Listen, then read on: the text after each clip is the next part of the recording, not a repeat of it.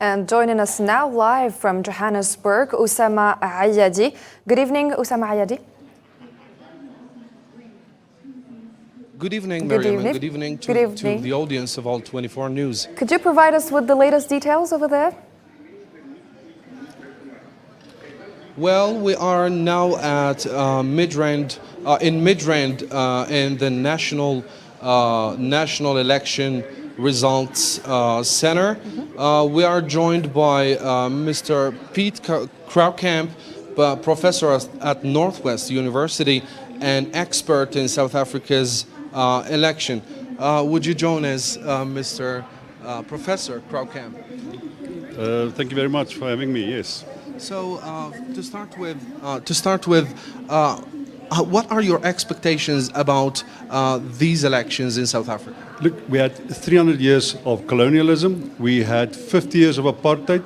Now we had 30 years of democratic rule, but this is our very first competitive election. In other words, the likeliness of the governing ANC party, the one that led the revolution against apartheid, the likeliness of that party getting less than 50% of the vote.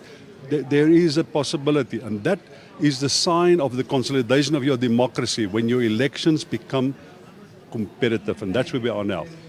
Do you think the ANC has lost some of its popularity in the country, especially during the last 5 years? Yeah, well, during the last 10, 15 years, I would say because of state capture, which means the corruption of the state, economic decline, about 43% of our people in terms of the extended definition are unemployed.